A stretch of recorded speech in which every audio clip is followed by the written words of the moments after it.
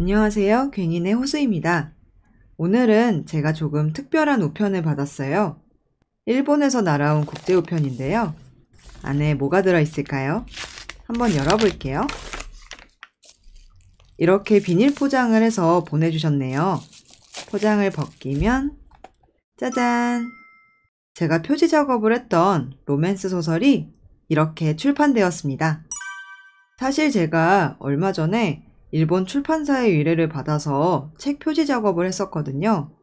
그런데 출판사에서 이렇게 저한테도 책 한 권을 보내주셨어요. 제가 작업한 그림이 표지로 나온 책을 이렇게 손에 들고 있으니까 왠지 기분이 묘한 것 같아요. 너무 예쁘죠? 인쇄가 정말 예쁘게 잘 나온 것 같아요. 그리고 여기 보시면 저희 이름도 이렇게 넣어주셨습니다. 다른 나라에 제 그림이 들어간 책이 출판돼서 이렇게 판매되고 있다고 생각하니까 왠지 더 뿌듯해지는 기분인데요. 사실 요즘은 SNS 덕분에 이렇게 해외랑 연결이 돼서 소통하기가 참 편해진 것 같아요. 그러다 보니까 저처럼 이렇게 해외에서 들어온 일을 하게 되는 경우도 생기는 것 같은데요. 그런데 해외 외주하면 어떤 생각이 드시나요? 일단 저 같은 경우에는 처음에 해외 외주를 받았을 때 약간 겁이 나더라고요. 뭔가 낯설고 무엇보다 언어의 장벽이 좀 크게 느껴져서 내가 잘할 수 있을까? 하는 걱정이 먼저 됐어요. 그런데 이제 와서 생각해보면, 좀 쓸데없는 생각이었던 것 같아요. 막상 해보니까 좀 서툰 부분도 있고 실수하는 것도 있긴 했지만 국내 외주를 진행할 때랑 크게 다를 것도 없었거든요. 그러니까 해외 외주를 너무 어렵게만 느끼지 않으셔도 괜찮을 것 같아요. 물론 해외 외주는 국내 외주랑 분명 차이점이 있긴 해요. 진행을 하다 보면 낯설고 잘 모르겠는 부분들도 분명 생기기 마련이고요. 그래서 오늘은 저희가 해외 외주 작업을 진행하는 과정을 보여드리면서 해외 외주는 어떻게 진행되는지랑 제가 표지 작업을 한 이 소설에 대해서 간단한 소개도 해드리려고 해요. 저희가 어떻게 진행을 하는지 한번 보시면 앞으로 여러분이 해외 외주를 하게 되었을 때를 미리 상상해 보실 수 있을 것 같아요. 그러면 아무래도 여러분께서 해외 외주를 하게 되셨을 때 겁내지 않고 일을 잘 마무리하는데 도움이 되지 않을까 하는 생각이 듭니다. 오늘도 지난 영상에서처럼 갯불이 함께 설명을 할 거고요. 이번 영상에서도 갯불은 목소리로만 나올 예정입니다. 자, 그러면 우선 제가 표지 작업을 한 이 소설에 대해서 소개를 먼저 해드릴게요. 이 소설은 일본의 스타츠 출판사의 벨리즈 문고에서 나온 현대 로맨스 소설입니다. 제목과 작가님의 성함은 제가 발음을 실수할까봐 이렇게 화면에 띄워놓았어요. 제목을 한국어로 번역하면 냉혹한 전 남자친구 응급의사는 계약 결혼이라는 이름의 격렬한 사랑으로 포위한다 인데요. 이 소설은 온라인으로도 주문이 가능합니다. 소설의 구매 사이트는 제가 댓글과 영상 설명란에 남겨놓을 테니까요. 관심 있으신 분들은 링크를 통해서 방문해주세요. 그러면 이제부터 본격적으로 이 표지를 그리면서 해외 외주에 대한 이야기를 해볼까요? 만약 해외 외주 문의가 들어왔다. 그러면 어떤 식으로 진행이 되는지를 갯불이 설명해 드리도록 할게요. 안녕하세요. 괭이네 갯불입니다. 지금부터 그림을 그리면서 해외 외주가 어떻게 진행이 되는지 설명해 드리도록 할게요. 다만 이 영상에서는 제가 겪었던 해외 외주들 위주로 설명이 진행될 예정이니까요. 이 점 참고해 주세요. 해외 외주의 진행 순서는 국내 외주와 크게 다르지 않습니다. 제가 그동안 진행했던 해외 외주의 진행 순서를 평균을 내서 간단하게 설명드리면 작업 일정 비용 등 협의, 계약서 사인, 발주서 및 기타 서류 작업, 본격적인 일러스트 작업, 인보이스 보내기, 송금 받기, 타이틀이 들어간 표지 이미지 받기의 순서로 진행됩니다. 이 진행 순서는 해외 외주에 따라 조금씩 다를 수 있으니 참고해 주세요. 우선 해외 외주 문의가 들어왔다면 국내 외주를 진행할 때처럼 작업 일정이나 작업 비용, 작업 순서 같은 것들을 먼저 협의합니다. 그런데 여기서 중요한 부분이 바로 의사소통 부분이에요. 사실 해외 외주가 어렵게 느껴지는 가장 큰 이유는 언어 문제 때문이잖아요. 다행히 요즘은 번역기가 잘 되어 있어서 이 부분은 번역기의 도움을 받아 해결할 수 있습니다. 하지만 번역기를 써도 번역 실수나 오역이 생길 수 있어요. 그러니까 번역기를 사용하는 것에도 요령이 필요합니다. 그래서 지금부터 저희는 어떻게 번역기를 사용하고 있는지 팁을 알려드릴게요. 우선 해외 외주 메일을 주고받을 때 저희는 기본적으로 영어로 답변을 하고 있습니다.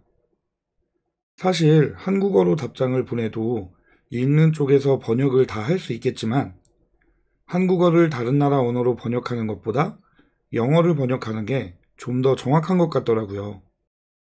아무래도 번역기가 영어 기반으로 작동하는 경우가 많아서 그런 것 같아요. 그리고 문장을 쓸 때 번역할 것을 생각해서 가능한 쉽고 짧고 간단 명료하게 쓰셔야 합니다. 미묘한 뉘앙스나 구어체, 너무 긴 문장은 번역할 때 오역이 생기기 쉽습니다.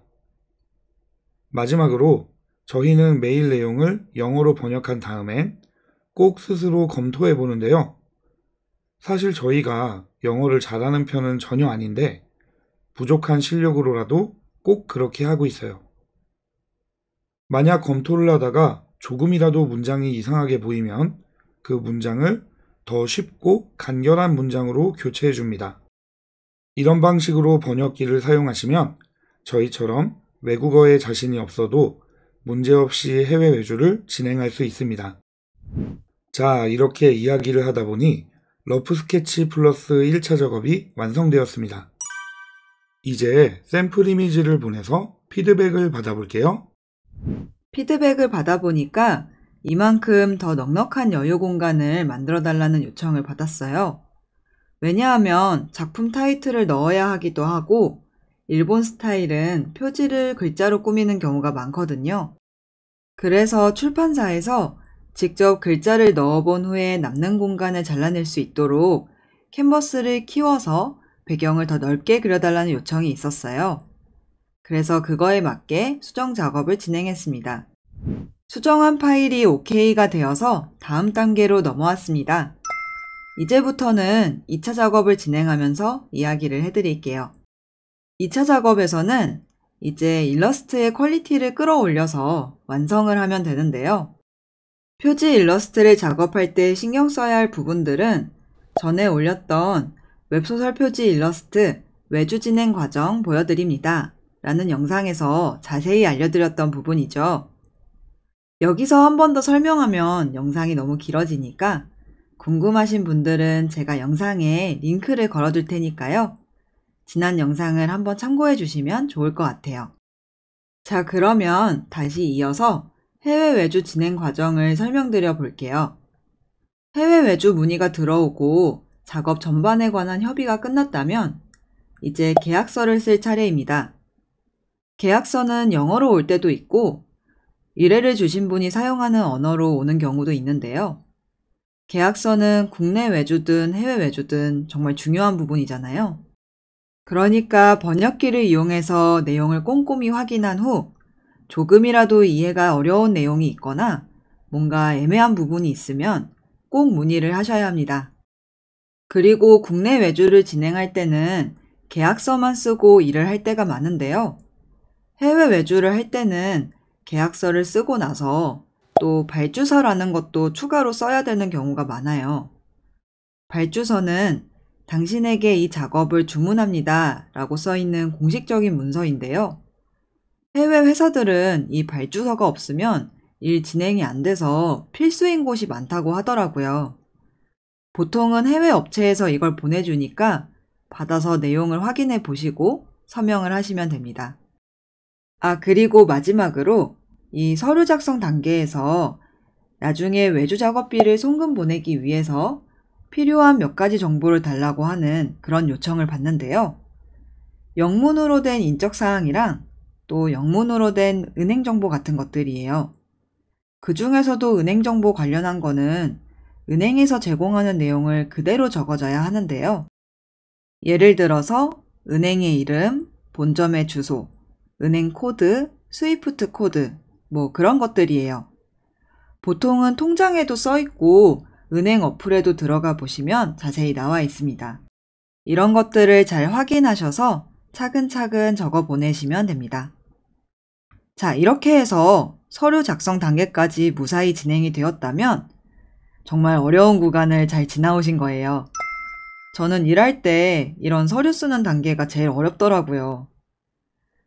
그래서 이게 다 진행이 되었다면 이제부터는 작업을 하시면 됩니다.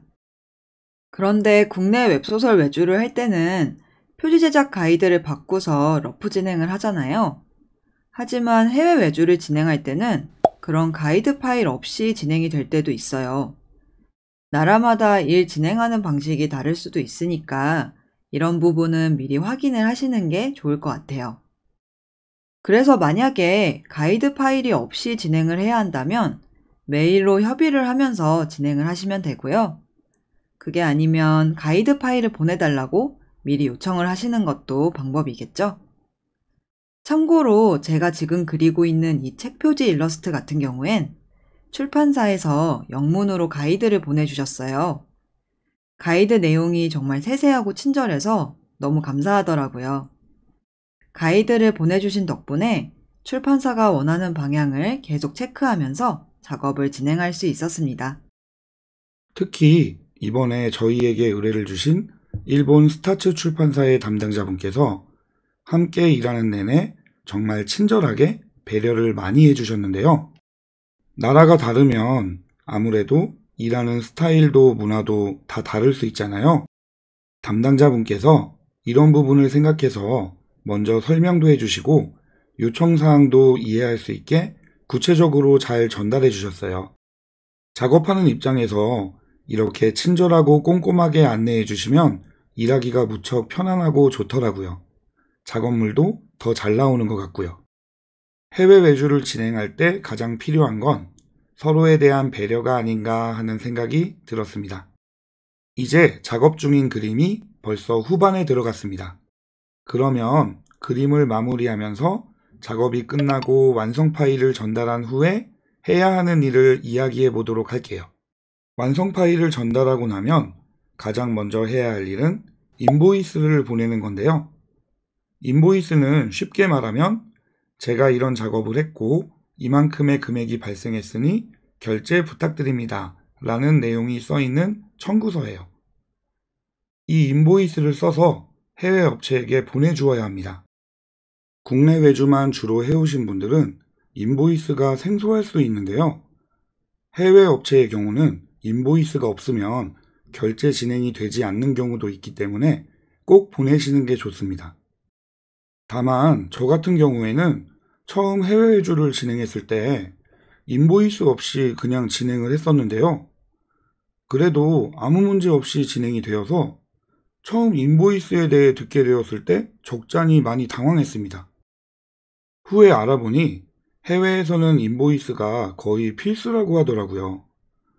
그러니까 일이 끝나면 인보이스를 꼭 보내시는 게 좋습니다. 그 이후에는 해외 송금을 기다리면 되는데요. 해외 송금은 국내 송금과는 조금 차이가 있습니다. 해외에서 송금을 하면 그 돈이 통장에 입금되기 전에 은행에서 처리해야 하는 것들이 있는데요. 송금 목적과 자금의 출처 확인입니다. 이걸 처리해야 돈이 통장에 입금됩니다. 여러분께서 처음 해외 외주를 진행하여 해외 송금을 받게 되면 은행에서 전화나 문자가 올 수 있습니다. 저희 같은 경우엔 처음 해외 송금을 받았을 때 은행에서 전화가 왔었는데요.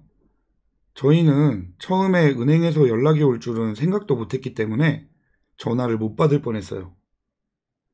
그때 저희가 밤낮이 바뀌어서 낮에 잠을 자고 있었거든요. 여하튼 전화를 받고 해외 외주를 통해서 돈을 송금받게 됐다고 이야기를 하니까 돈이 입금되었습니다. 그 이후로는 해외 송금 시에 전화는 오지 않고 문자로 알려주더라고요.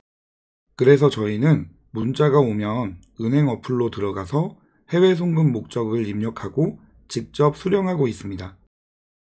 여러분께서도 해외 송금 시에 연락이 올 수도 있다는 걸 미리 알고 있으면 당황하지 않으실 것 같아서 제 경험담을 이야기해봤어요.